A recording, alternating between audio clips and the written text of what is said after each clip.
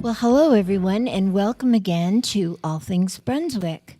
We are very happy to have a special guest this week who's going to fill us in on some things I think a lot of people in the area have questions on. First of all, I want to say hello to my co-host, Todd Osborne. Hello. Hello. Nice to have you here. Good to be here. And our technician, which we couldn't do a single thing without, TK. Yep, he's the best. And our special guest, Jeff Winecoft, the mayor of Boiling Spring Lakes. Thanks for coming, Jeff. Well, thank you, Mary. Thank you, Todd, for having me. It's a great pleasure to be here. We have seen some changes in the city lately. Actually, before and after the terrible storm. Yeah, we've had some Mother Nature. I mean, you can't control what Mother Nature does, and she rules. Mm-hmm. But we've had some storms that have set us back on our dam projects and some real heavy flooding in the area. We've had roads washed out, and our biggest thing, we was waiting for the FEMA declaration to come through so we can move forward because, you know, a lot of these rural towns like us, we don't have the money to move forward with contractors to get work done, and we rely on these assessments to be able to handle that project. I have a question for you. I thought it was my understanding that if the storm is not named, then you're not entitled to FEMA? No, we found out that that's not true. Okay, good. And we did get the declaration finally came through. Okay. And so now we're getting ready to start planning the work that needs to be done. Okay. So, Jeff, can you tell us what damage was done to the city? Well, on the dam part of it, we've lost all the temporary work that was done. Everything that was permanent held up, but it set the project back 10 months. Oh, my. So what we've asked the contractors to do is concentrate on East Bowling Spring Lakes Road. Let's get that back open because we were planning to open it this October, but the damage has set it back to it won't open until spring. Really? So we've asked them to concentrate on that. We've gave them the extension of 10 months to be able to get the rest of the work done after that. So hopefully with good weather, we'll get back ahead like we were before. Oh, well, like you said, you can't fight Mother Nature. No, and what, you know, you're expecting probably 6 inches, maybe 8 inches, but when you get 22 inches of rain, it's really, nothing's going to hold up to that amount of rain. I don't care what type of work you do, anywhere, it's never going to hold up. We've had neighborhoods off of 50 Lakes flood. We had the Highlands flood. You know, I feel for all these people because I've been through 2 homes being flooded and know what the feeling is and how much work it is to get your homes put back together. So I understand they're upset and what happened through there. So we tried to meet with the Highlands because the understanding was that, you know, we were supposed to be responsible for ditches and all that. And after getting paperwork sent to us that stated their homeowners association was responsible for all that work. Let's tell the audience what the Highlands are. The Highlands is a development that's still being built, and they went into a homeowners association. So they control everything within that association. The city just can't go into a homeowners association and start doing any type of work. Right. And so the Highlands is a development within Boiling Spring Lakes. And we had a meeting, and they were very upset. And like I said, I understand when your house and stuff floods, it creates a lot of damage and, you know, a lot of work, and people highly get upset. But we had a nice talk after the meeting, and I let them know if I found anything out. I'd have another meeting and make sure they knew what we found out, which we did. We found out some information dating back to when the land was platted. And we had a second meeting with them to let them know this is what we had found out because as their mayor, I represent the people.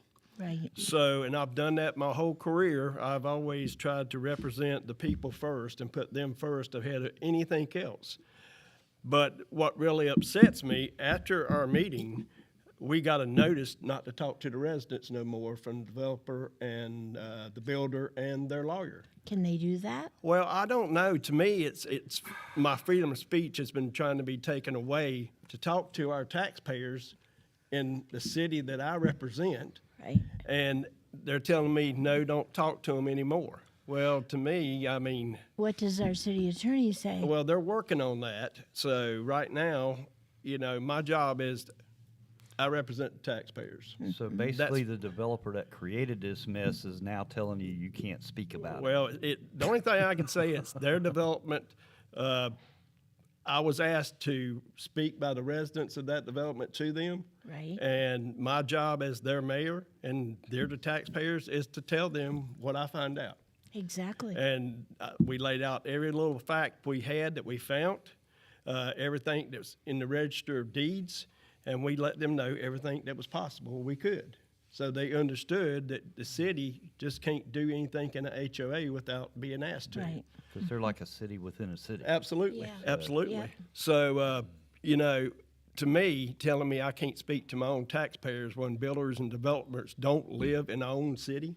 Now, I can tell you we have some, the builders in our city who are local really take pride in what they do because They they're do. invested in our city. Yes. And they do a great job, and I talk to them all the time.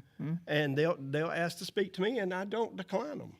But I don't Exactly. like when somebody tells me I can't talk to my taxpayers when they ask me specifically a question. Exactly. So that's part of my duties that I swore to do was to represent the people, and that's my job. Yep. Yep.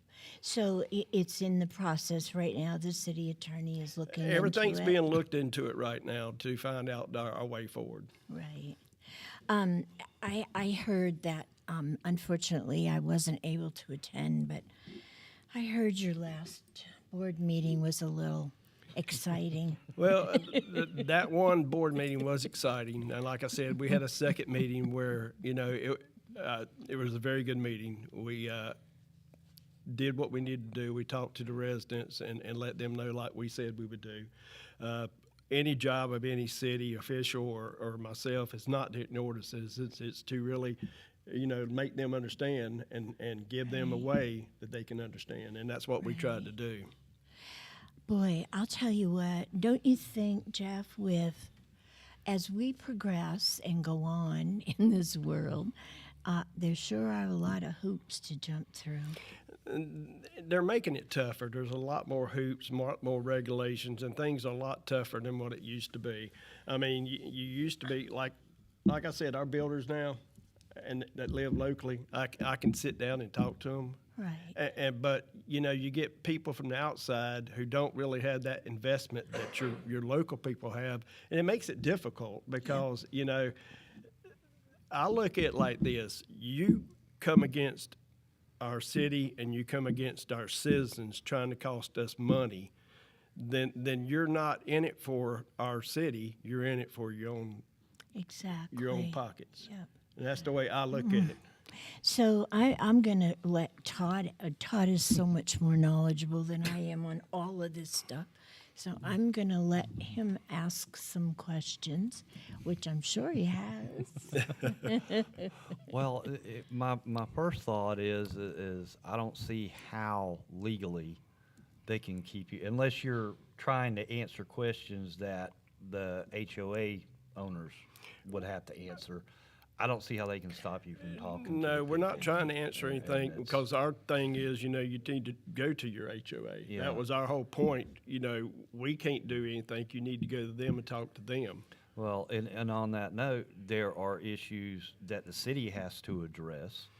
So you still have to be able to speak to them of that. So I see First Amendment violations big time. Well, And you're not answering for them, so how can they stop you? yeah, I mean, that's the way I've always looked at it.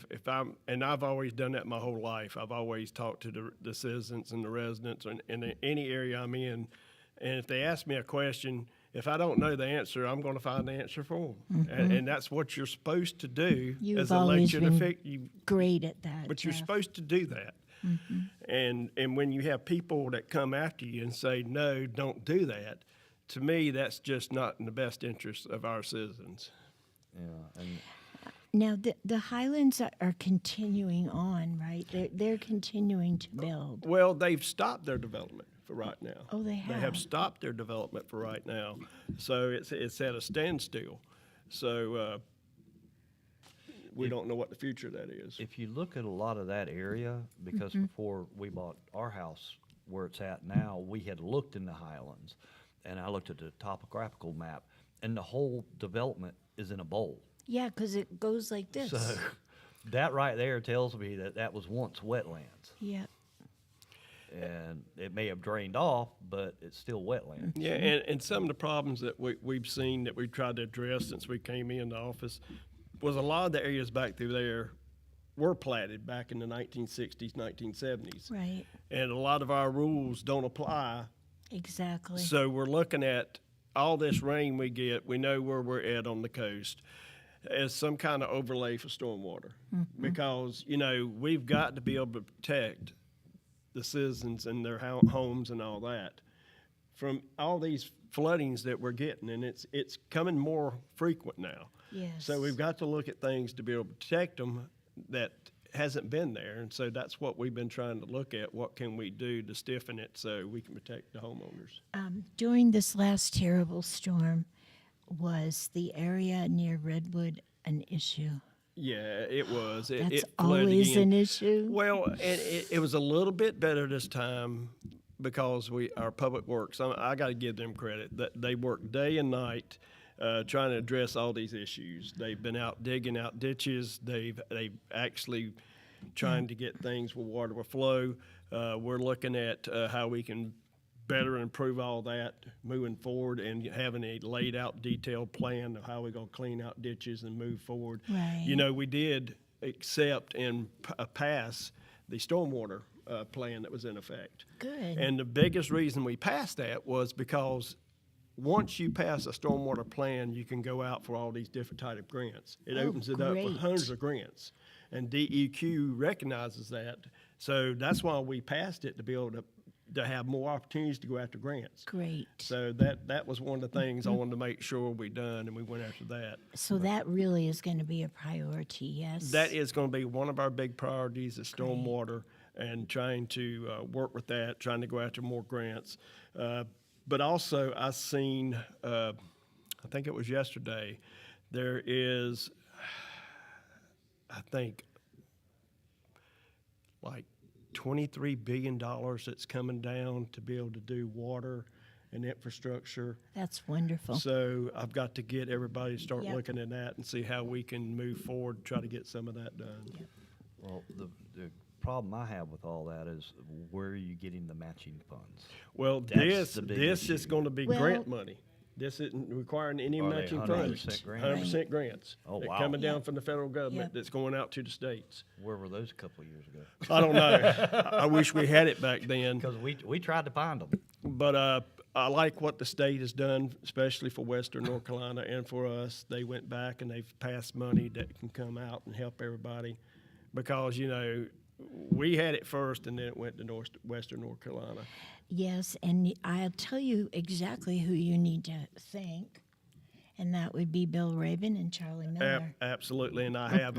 I talked to Charlie, and I told him thank you for everything he's done for our county, because he's done so much. Yes, I mean, he has. him and Senator Rayburn have really Yep. went out, and they came after our flooding. Both of them came to Yep. the city after the flooding, and, Yep. and they were like, whatever you need, let us know. I So- spoke to them a week ago, a little over a week ago, Yep. and they informed me as of that day that you were going to get funding. Yeah, So yeah. I was excited. They're a blessing in disguise. I'm Yeah. gonna tell you what.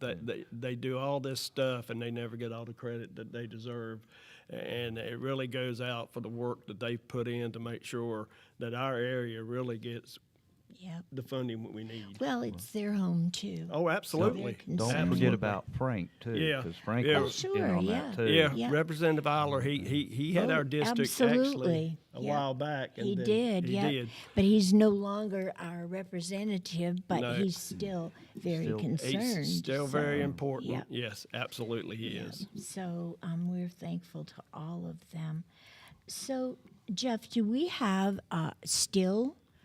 Are we having many people move in to the city, or They're coming. It's not as fast as we would like. We're actually working with developers now to try to create some more commercial development. We reached out to Food Line, and I've heard that we'll learn sometime at the end of November where they're planning on putting new stores. really? So we're crossing our fingers that we may be able to get a grocery store there, and then we're looking at maybe a couple restaurants, Nice. condo like Mayfair, a nice new park. We've talked about another community center close to the town hall in that development, so we can have that there where it's easier for parents and kids Is to get that out. where they're clearing? Where they've cleared all that land. on 17. Yes. Yeah. So if I we can, mean on 87. Yeah, on 87. Well, if we can Yeah. get a new community center there where it's easier to get the kids out through the stoplights and the parents and everything, Right. where it's safe. And then, we're doing the new senior center beside the town hall in that Right. area there, the old police station. It puts everything together on the same side of the road with a nice park there where everybody can enjoy themselves. Where you, the old police station now, that is going to be part senior center Yes. and part library? Yes, it is. We've got a You area. better. Yeah, it's gonna be library. We've already had them in there to tell us what they wanted. Good. So You we've better. had the engineer in there to draw it up the way they wanted it. Great. So, but we've had Parks and Rec and we've had the Library Commission all in there to tell us how they want their Good. spaces Good, before good, we did good. any drawings. So That's great. yes, I never thought I would see the day that we would actually get a building for the library, because when I was their liaison when I was commissioner, well, I started the library commission, and that's all we ever talked about was we needed a building. so but yeah, that's the plans. We should get the drawings coming at our next meeting to approve to go forward. So yeah.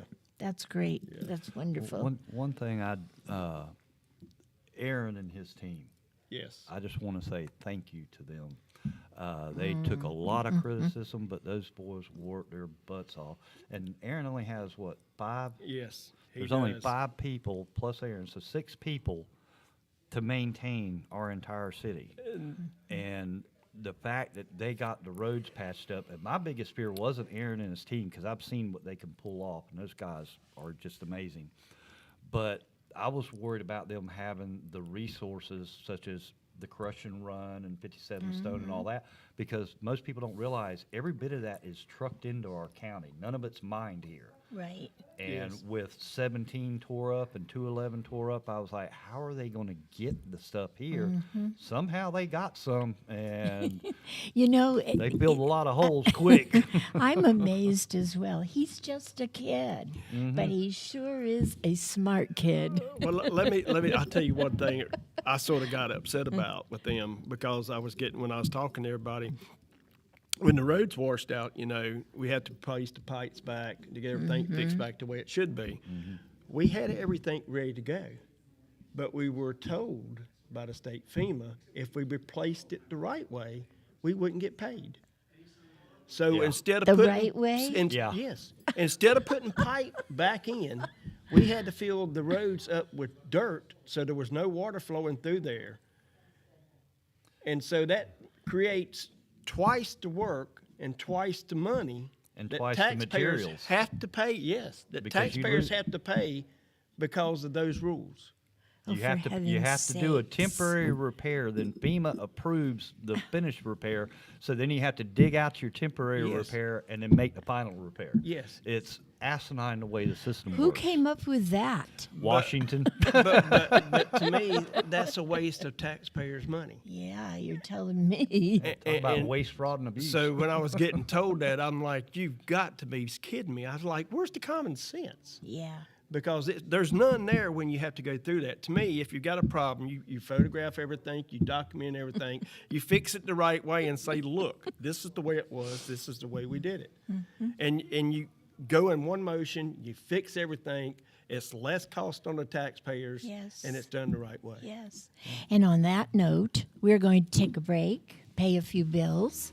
Please stay with us for this very interesting conversation.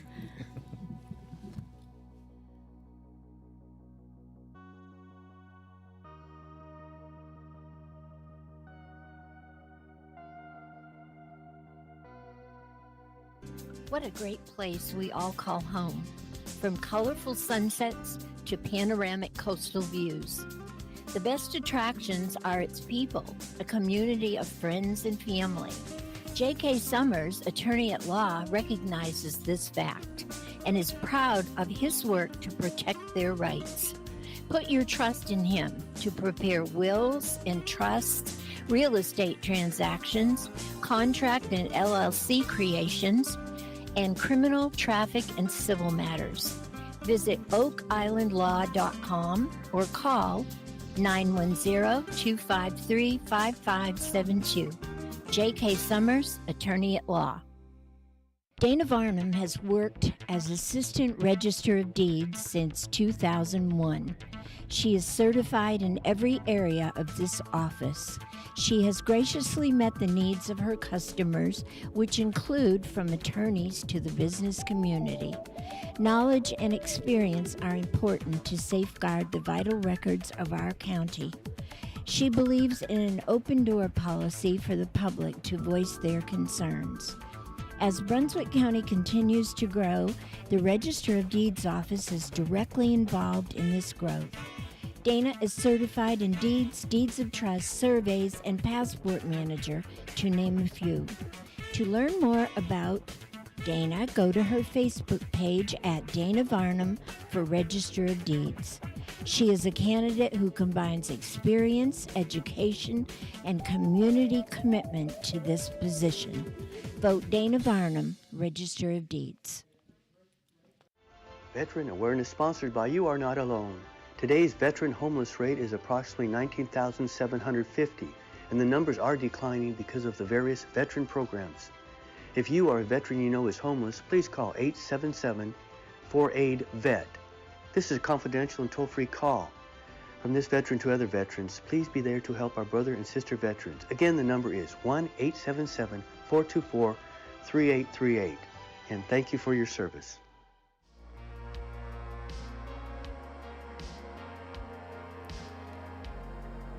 Welcome back, everyone.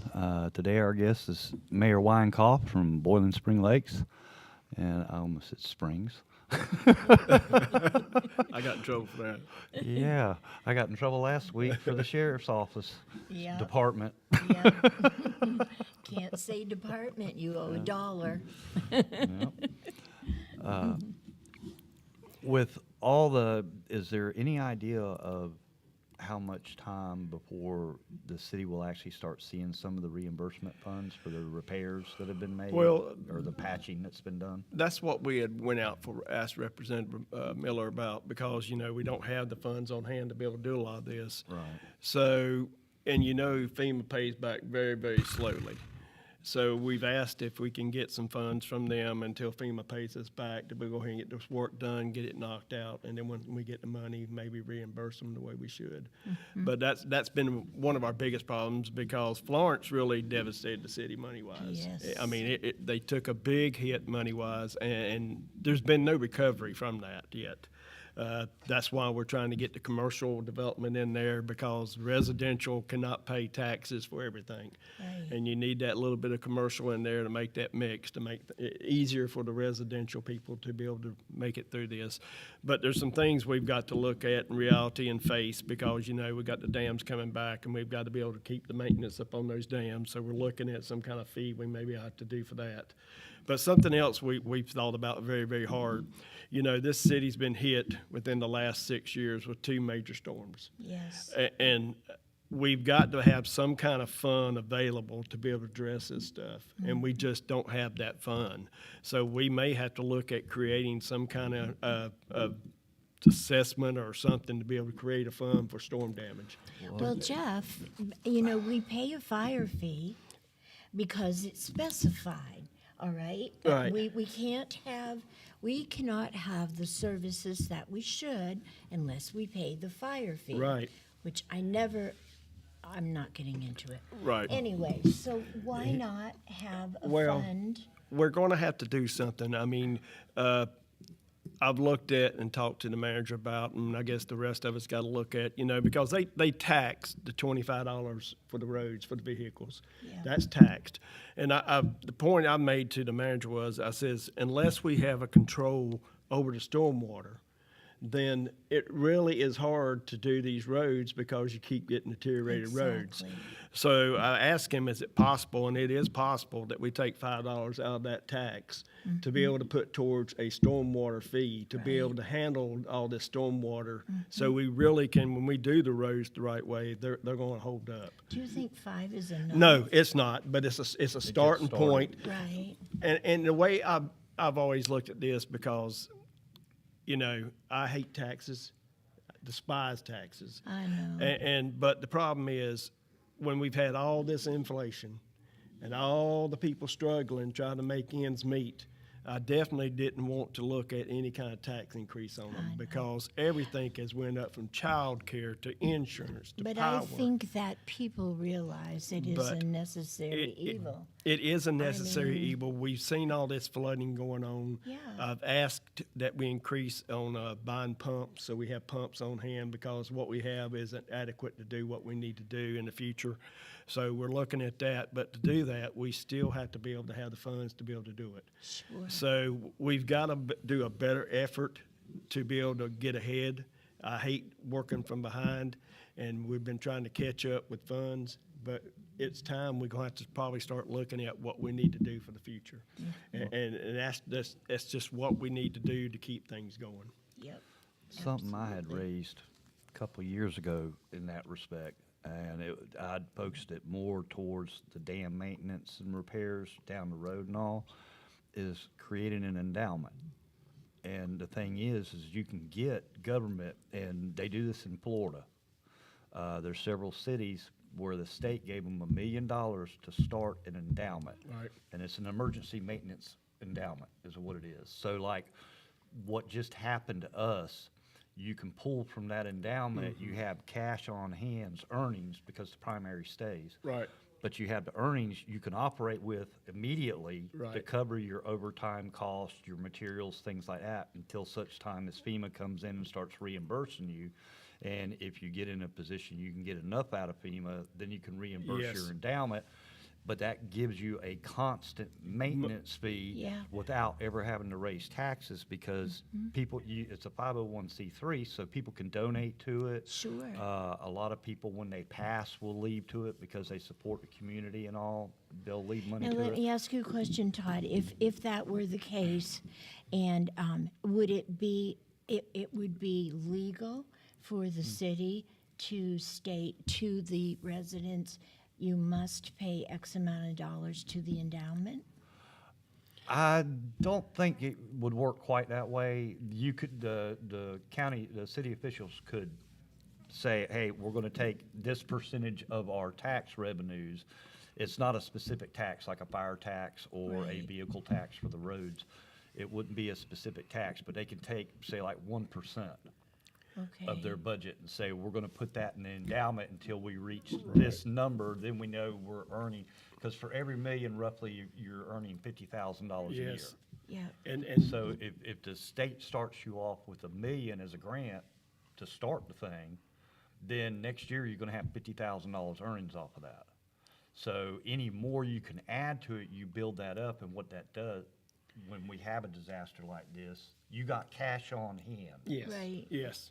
You don't have to worry about, 'cause- hey, we got to call the quarry, hopefully we'll get reimbursed in 90 days to pay the quarry back. Yeah, Yeah. because the endowment's just like a foundation. It Yeah. keeps earning the money and keeps earning the money, And it and keeps then itself you use sustained. that extra money to be able to go ahead and pay for your annual Sure. maintenance on it. Yeah. What do you think of that, Jeff? Oh, I think that's a wonderful idea.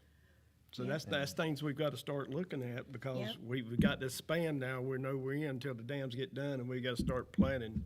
So Well, you have this gentleman right here who sits on your Board of Adjustments, and he could go in and explain that process to your board. oh yeah, Well, and the thing is, if you look at the grand scheme, I know $1 million is a lot of money to everybody. Yeah, But when you look at the state's budget, $1 million chump change. I know. I know. So Yeah. getting them to do that, and the fact that the $1 million would never get spent, it would be, if We're y'all are waving to Mike wondering, Forte, Commissioner Forte everybody. just walked into the room and everybody's waving at him. Vote Mike Forte, County Commissioner. Have I got your sign in my pile I'm putting out at BSL? Leave me one. But the thing is I think getting $1 million from the state Sure. to, especially if, like Charlie Miller and them fully understand what the purpose of it is, because that's something the town can continue to build on Right. into the future. And theoretically, if you were able to do it well enough, you could actually get to a point where you wouldn't have to have taxes. Wow. I mean, theoretically. Yeah, that's the way it's supposed to work. Absolutely. And if you do it wisely and you manage it wisely, and as long as the principal never gets touched, Yep. you're always going to have that earnings each year. And the more you raise that principal, the more earnings. That's why you don't just spend the money each year because it's there. Right. If you don't have a disaster, or you don't say all you have is a $5,000 maintenance fee on the dam, then you leave the other $45,000 in there. That becomes principal. So the next year, Right. Yes. Yeah. You just keep building and building and Yeah. building. Yeah. Jeff, tell me what type of maintenance will be an ongoing thing with the new dams? Well, you know we're going to have all the gates and everything and all the buoys and everything out there to protect everything there. So we're going to have to constantly have maintenance on all that to make sure everything works properly, so we're prepared for the next storm. Right. So that would be something we have to constantly keep on. And if Now there's these something in the future that may have to be replaced on it, you've got Right. the funding there to be able to work to do that. So there's a lot of things that you keep up with to make sure. And of course, the gates will not be manual. No, but the whole thing is, you know, if you don't go out there and test things, like you have to test stuff around your house, if it don't get used, then it seizes up. Sure. So you have to have a constant maintenance plan for that to make sure everything's working properly the way it should. So that's going to take man hours, it's going to take time, and it's going to make sure that we have everything in place that we Right. need to, and everything's documented, it's working the way it should. So when we have something that's coming our way, we're better prepared. Great. well, and the other thing is too, is if you have, say, a storm half of what we just had, and it creates a problem around it, this is also where that endowment would come in handy, because you have the cash on hands to fix it immediately before the instead of next. waiting. Because we usually get one storm after another. It's not we just get one big storm and that's it. Yeah, Well, like Jeff said, we're getting them more frequently. we are. You we know, for a long time, I think we went like maybe 15 years with no major storms. I mean, we had a little one here and there, but all of a sudden we're back in that type of Oh, yeah. I mean, you syndrome look at again. this was just a tropical depression. I know. And we've got all this rain. So Yeah. you can never not be prepared. And that's what we've got to work on to be able to move into the future. Because we've got to be prepared for every step we do with everything we have. And that's something that we're pushing, we're working on. We've been working hard trying to get that long-range plan together. So everything's going to be laid out the way it should. Are you going to have things that get thrown in the mix that you wasn't planning on? It's going to happen yes. anywhere, Yes. anytime. Yeah. But we've got to know the things that we know is going to happen, be ready to be funded and move. So Lots of work. it's a lot of work, but I you know, I always have said if you've got a good plan and you follow your plan, things work out better than not having nothing at all. True. So I mean, that's just the way it works. So I always tell people I don't like flying by the seat of my pants. I like to know where I'm going. So, And that's obvious. but we are very fortunate to have you. But you know, I told our residents the other night when we had a meeting with them, it actually takes a team with your residents working with you to get things done. Of course. Because I said, you know, we're still waiting for this federal declaration, and I said we need to flood all our representatives and let them know we're here too. Yep. And that we need that help too. And everyone I was talking to that night seemed to me to be on board with that, for us being a part of a whole team working together to get Right. the accomplishments we need for our city. Yeah. And that's what it takes. I mean, you can't work against each other. I mean, problems are going to happen, but if you work together, things happen, and it happens for the best. Yeah. So, Well, I think that since you've come on board, so to speak, our city has progressed, and it's very good to see that. Now, I noticed up on 87, there's a lot of clearing going on, there is. and that's going to be commercial. That's going to be commercial. We had a developer approach us who actually lives in the city. So he wanted to develop that. He had bought all that land, and I'm a big opponent. If you own land, you can't tell somebody you can't develop it. Right. I mean, when I bought my land, it was a couple of years before I built on it, and I would have had somebody say, "Oh, sorry, you can't build there." But he has some good ideas that he wants to run by the city. They're still working on getting their wetlands separated out, and then they're going to bring us some plans of some things they'd like to see. We're trying to get a grocery store in the city. Right. We're looking at a couple of restaurants. We're looking at they're going to do a nice water feature park.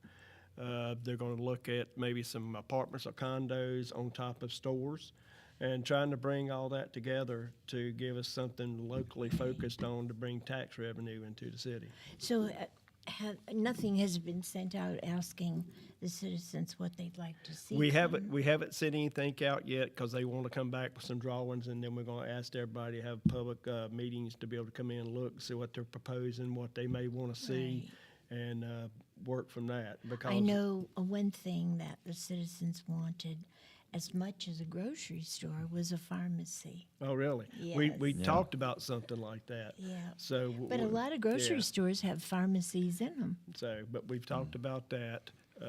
We've actually looked at some other things, because one of the things I'd like to see is a new community center. Because as the city grows, we need something bigger that's going to be Yeah. growing for the future. And right now, the way the community center is now, I mean, I like it back there, but to me, you have to cross traffic to try to get kids out, parents out across that traffic, take them to school. And I'd rather be a little bit safer, even our seniors when they go there to work out and Right. stuff. I'd rather it be safer for something where they can come out to a red light and get out safely. You have to understand how excited we were when we broke ground for that. I still have my shovel. Anyway, and it was such a process because volunteers were just, irreplaceable. They were Yes. wonderful. They came out and did everything. And even the contractors and tradesmen who lived in our city came and did something to help. And if you see our volunteers now, you know the job they do. Mm-hmm. I mean, every event that they put on is just a huge successful event. Yeah. And if we didn't have all those volunteers out there doing what we need to do and doing what they love to do, the city would be lost. Yeah. And I'm so thankful we have all those, because we got one Thursday night in the Halloween back in the woods, and that was the good plan they came up with, to do it back through there. That's a nice place. We've done it back there since, I'll tell you where we started it. We started it at Old Brunswick General Store. Yeah. We went through the woods behind the store. We had a path, and they rode, on. They rode on anything they could find, actually, out through there, and people set up spots out there to scare them. But then it started to grow by leaps and bounds. We had a lot of people who wanted to have a section. So then we had our beautiful community center. So we brought it over there. So, but we'd still keep it. We'd still be able to do things back there. Sure. But it gives us more area to grow in. Yep. We've also asked, because we bought that golf course Yep. clubhouse. Yep. We're going to go into discussions with our developer about a joint process to work with them to build an event center. So you actually own just where the building was? We own the building and the city. land. Yes, we do. Okay, Yes. but across the street is the new Is the new one. clubhouse. Okay. Yes. Yeah. So they own that. We bought that with the aspects of creating an event center that will Right. seat maybe 175 people. Wonderful. And to be able to have events there, to be able to have little banquets there, to rent them out for wedding venues, because we tried to think ahead. What if we had a little gazebo out on the water to be able to get married on and actually do some stuff there. And also, I forgot to mention, out in the new park they want to do in the commercial area, they're wanting to put an amphitheater out there for concerts. Oh, wow. So that will give a better area for people to go see concerts too. Yeah. And more shelter. Nice. Kind of move what they do at Spring Lake Yes, Park. yes, to out the there into that amphitheater. big park, That- and that Because would that's be awesome up Yeah. there. Yeah, I like that. yeah. Yeah. So they're looking at doing that too. So it's all a process we're doing now, trying to see what the plans look like, what they're Sure. wanting to do, Yep. and then get everybody's input at what they think.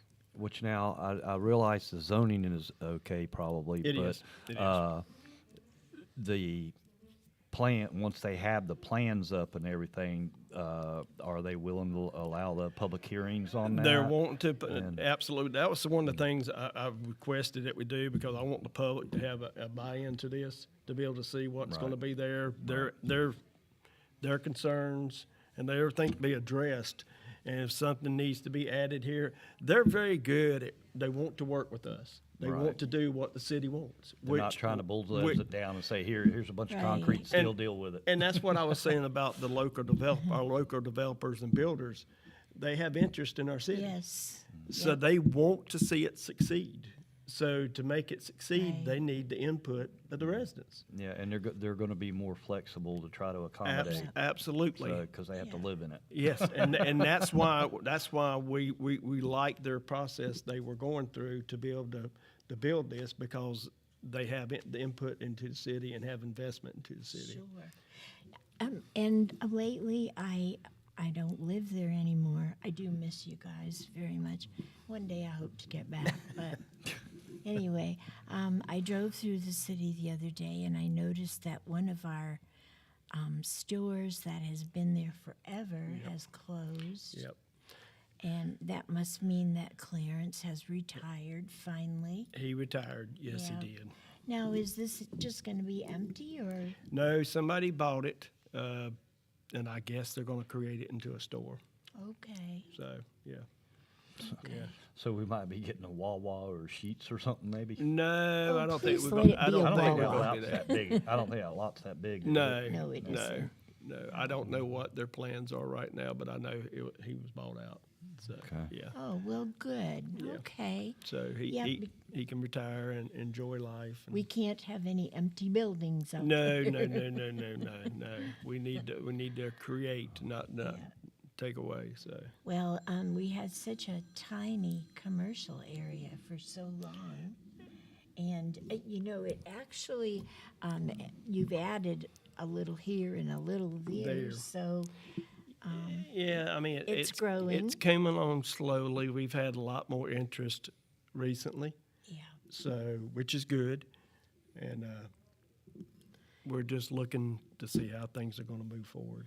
Now, do you think there will be commercial on the other side of 50 Lakes headed to South Florida? I think personally it's going to be a long time before that happens. Yeah. To me, that corridor down 87 is what I think is really going to boom. I mean, you've seen it in the north and the south of the county, and the center part of the county is what's going to really boom.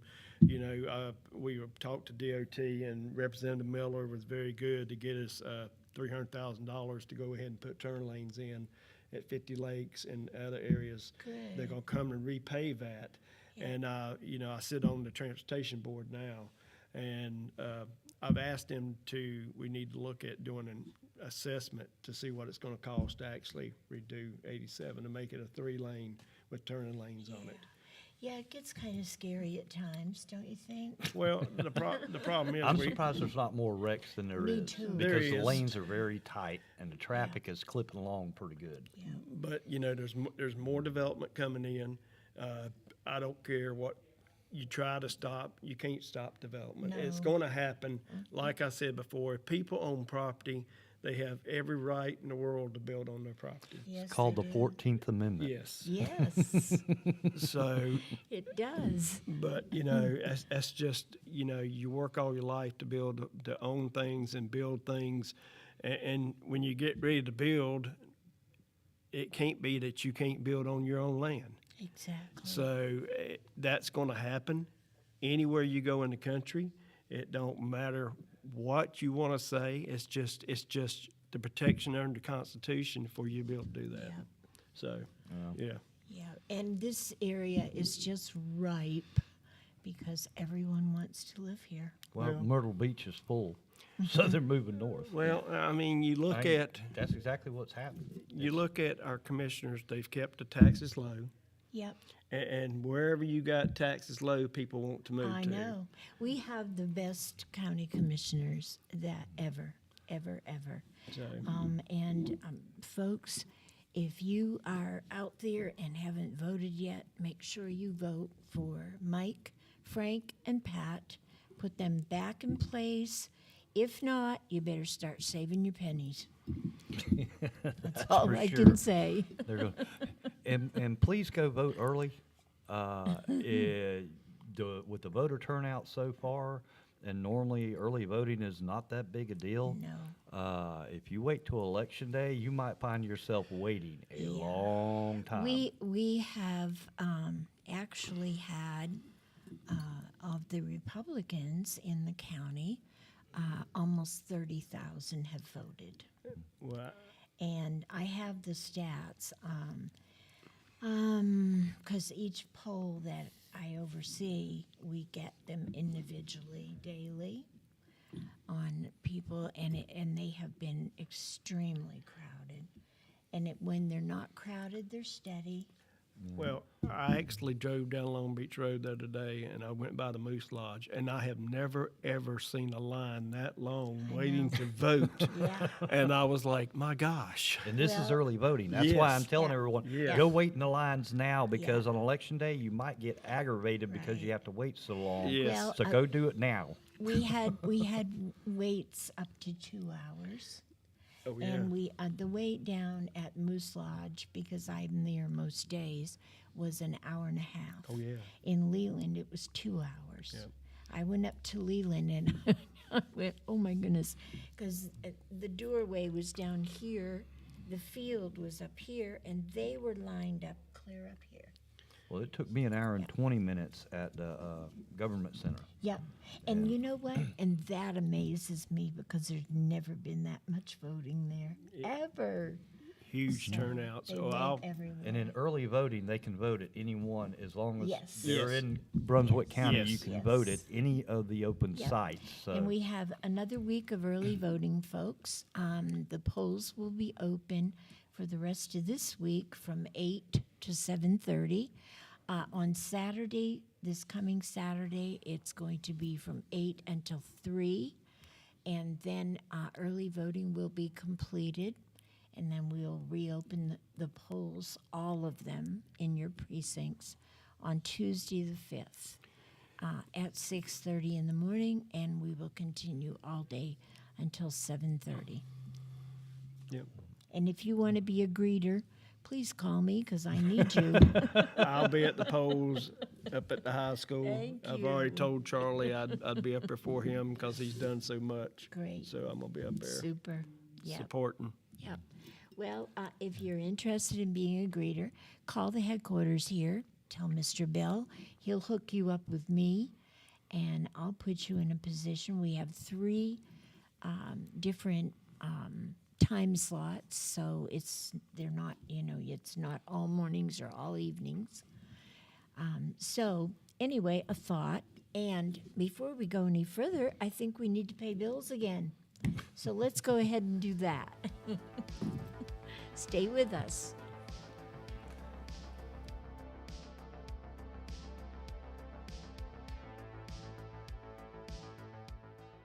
What a great place we all call home. From colorful sunsets to panoramic coastal views. The best attractions are its people, a community of friends and family.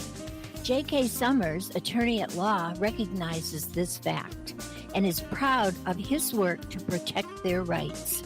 Put your trust in him to prepare wills and trusts, real estate transactions, contract and LLC creations, and criminal, traffic, and civil matters. Visit oakislandlaw.com or call 910-253-5572. J.K. Summers, Attorney at Law. Dana Varnum has worked as Assistant Register of Deeds since 2001. She is certified in every area of this office.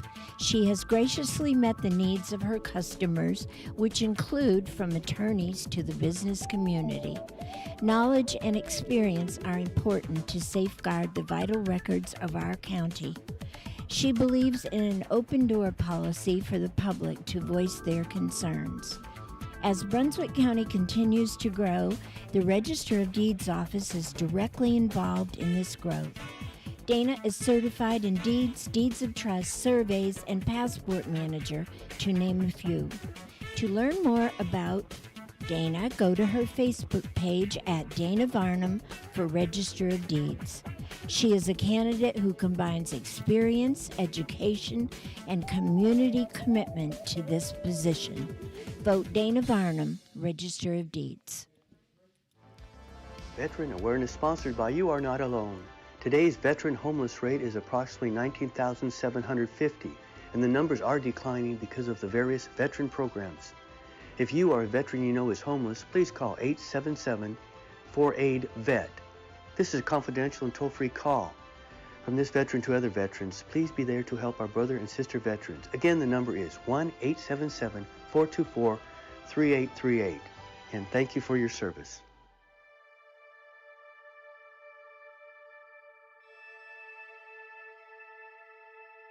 Welcome back, everyone, to All Things Brunswick. We have Mayor Winecoft with us today.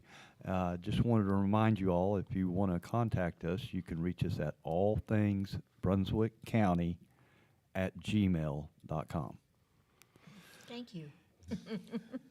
Thanks a lot for coming, Jeff. Well, Yes. thank y'all for having me. And the last word I'm going to leave for y'all and leave for everybody else is, I told you at the beginning of the show, I thought my freedom of speech was being held back. So my words to you are, if you believe in freedom of speech, get out and vote. Please. Oh, thank you, Jeff. Appreciate that. Yes, please mark his words. Go out and vote. It's your last freedom, folks. Don't throw it away. So, and remember that you can choose. When you get to the polls, there will be people from both affiliations giving you information. But we'd like to see you vote for our conservative candidates.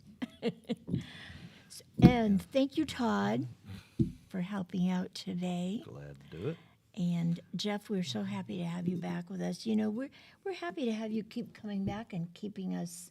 You know, actually, when you think about it, Boiling Spring Lakes is a very busy little town. Well, it is. And my first statement that I made when I first came into office was I wanted to put our city on the map.